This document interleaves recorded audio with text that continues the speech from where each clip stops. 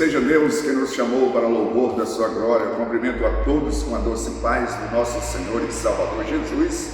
E é com alegria que estamos chegando até você com mais um programa Mensagem de Vida. Hoje eu tenho como tema o Evangelho. Este tema está dentro de uma série que eu estou ministrando na igreja nesses últimos dias e trouxe essa mensagem também para compartilhar com você aqui por esse meio de comunicação.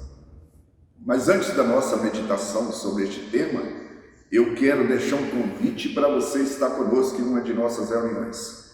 Todas as terças-feiras, às 19h30, nós reunimos no culto de oração. Você que precisa de oração, esteja conosco hoje, ou melhor, na terça, às 19h30. Ou então, na quarta, às 15 horas da tarde da bênção. No sábado, nós reunimos às 19h30 no culto de adoração a Deus. E no domingo nós reunimos em 3 horários, sendo que às 9 horas é o culto de ensino das Sagradas Escrituras, às 17 e às 19 são cultos de celebrações ao nosso Deus. Portanto, fica aí o nosso convite. É sempre uma alegria receber pessoas como você em uma de nossas igrejas.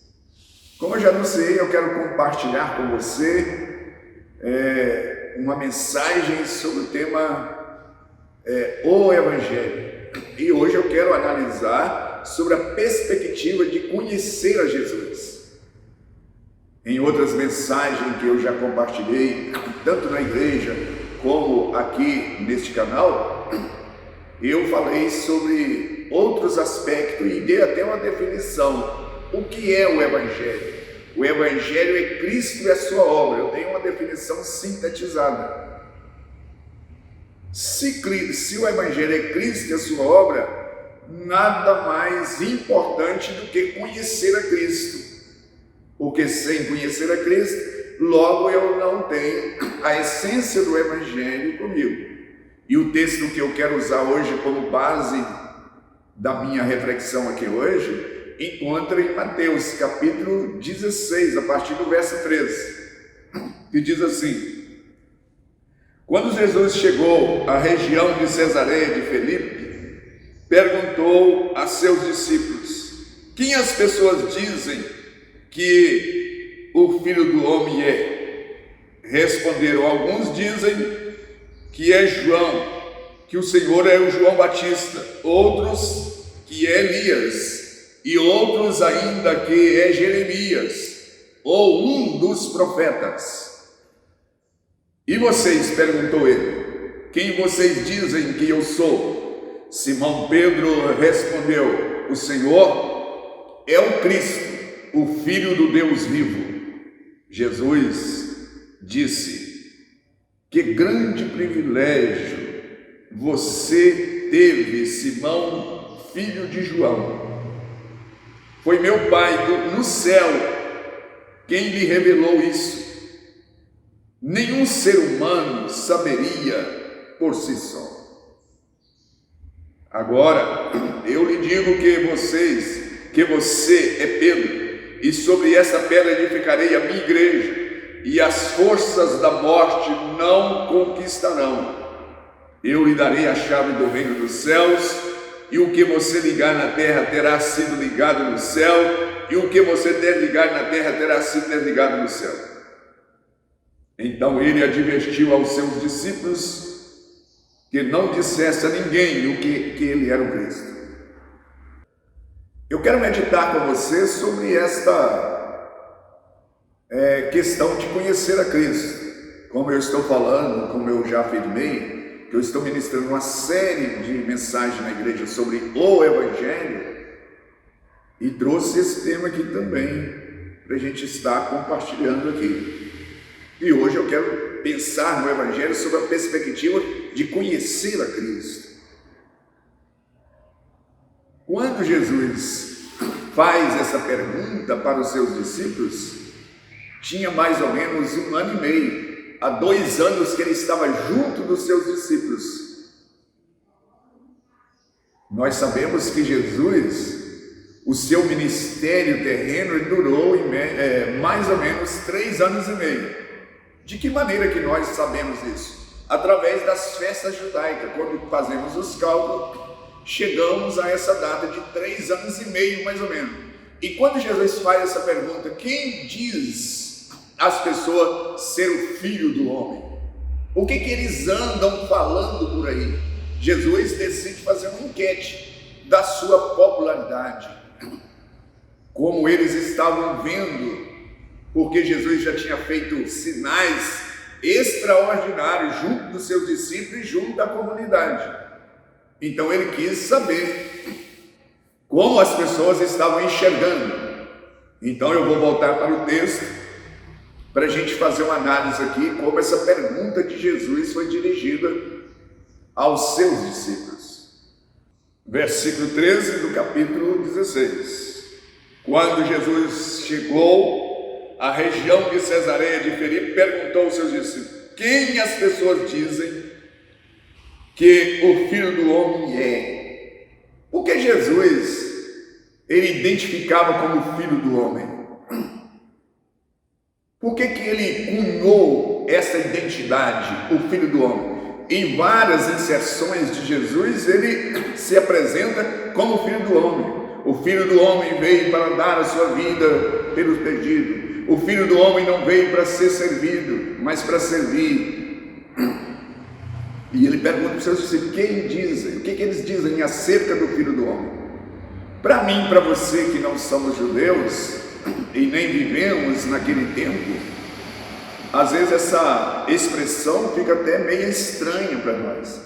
Mas para aqueles que eram estudiosos das Sagradas Escrituras, contemporâneos do ministério de Jesus, os estudiosos mesmo que estavam atento, essa expressão os remetia à profecia de Daniel, precisamente no capítulo 7, no versículo 13 e 14, quando Daniel tem a visão da consumação de todas as coisas, ele vê um semelhante ao Filho do Homem, a qual foi conferido ele toda a autoridade sobre todos os reinos, e o seu reino era eterno. Então, quando Jesus falava assim: o que dizem o Filho do Homem? Ele estava falando do Messias, ele estava falando do Cristo. E quem estava antenado, ligado nas profecias, logo eles assim: o que eles falam do Cristo, do Messias? E eles então respondem: olha, tem gente aí falando que o Senhor é o João Batista. E essa questão essa ideia, ela se fundamenta até na defesa de Herodes, que matou João Batista. Depois que Jesus surgiu fazendo esses sinais, ele começou a defender: olha, eu acho que é o João Batista que ressuscitou. Mas um outro grupo falou assim: tem alguém aí que está dizendo que o Senhor é Elias. Lá no profeta Malaquias, capítulo 4, diz também que viria aquele, no caminho de Elias. Ó, tem gente que está falando que o Senhor é o Elias. Mas os discípulos, mas tem alguém aí que está falando que o Senhor é o Jeremias, aquele profeta sofredor que fez, a profecia acerca do povo de Israel. Mas tem alguém aí que está dizendo que o Senhor é um dos profetas, dos grandes profetas. Na verdade, os discípulos foram bem generosos com Jesus, porque eles falaram: olha, esse pessoal estão falando aí que o Senhor é desse grupo aí dos grandes profetas. Bem que Jesus já tinha enfrentado algumas oposições de pessoas, declarando que ele era um grande mestre. Alguns diziam que ele era um grande filósofo, outros diziam que ele era um grande profeta, outros diziam que ele era um charlatão, outros diziam que ele era um doente mental, outros diziam que ele era um agitador social, e por aí.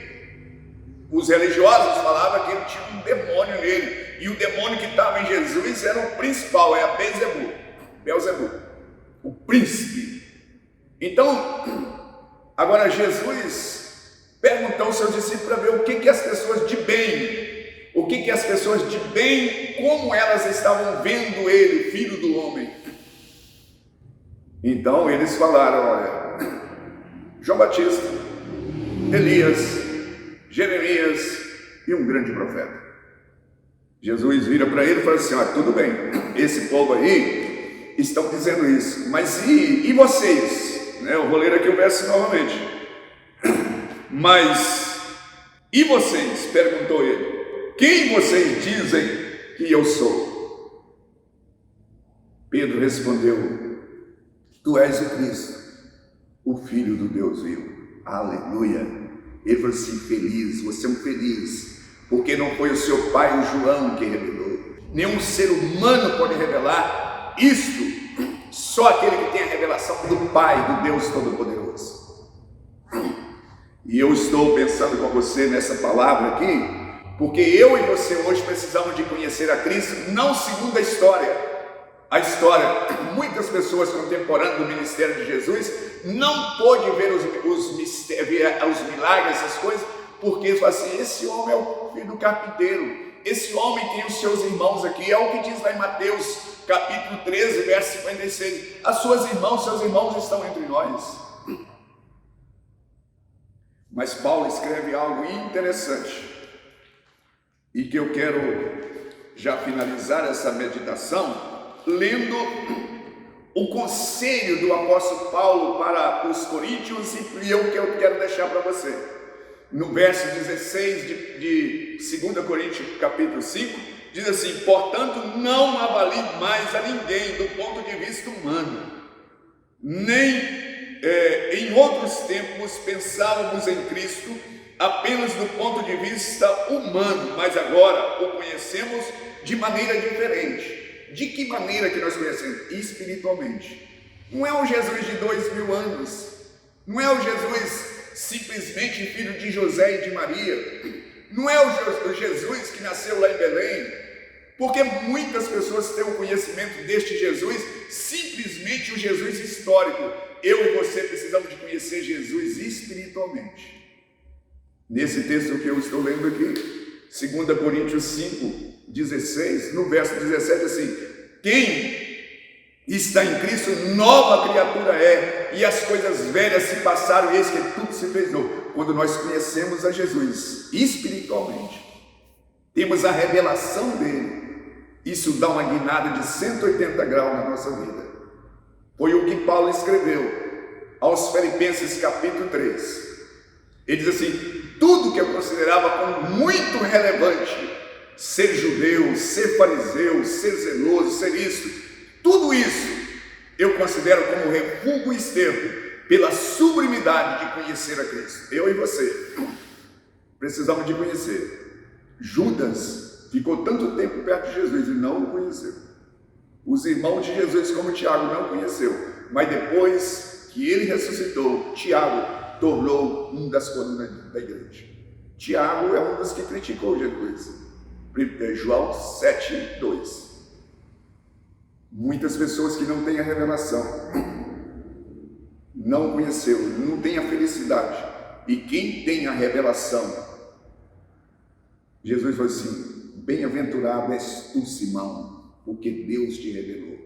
E eu quero orar, pedir ao Senhor que Ele revele o Cristo, o ressurreto, o Filho do Deus vivo. Bendito Deus e Pai. Ninguém conhece o Senhor a não ser que o Senhor revele. Por isso eu peço que o Senhor abra os nossos olhos espirituais para enxergar um Cristo eterno que criou todas as coisas, e todas as coisas existem por meio dele, tudo converge nele para a glória dele. E é no nome de Jesus que eu me dirijo a Ti, pedindo ao Senhor que revele essa tão grande salvação, o Cristo vivo, o Filho do Deus vivo. E nos salva, Senhor. Porque o maior tesouro encontrado é quando o homem descobre a revelação do Cristo Todo-Poderoso. Amém. Graças a Deus. Graças a Deus, estamos chegando ao final de mais um programa e eu aguardo você no próximo. Igreja Batista Renascer, uma mensagem de vida.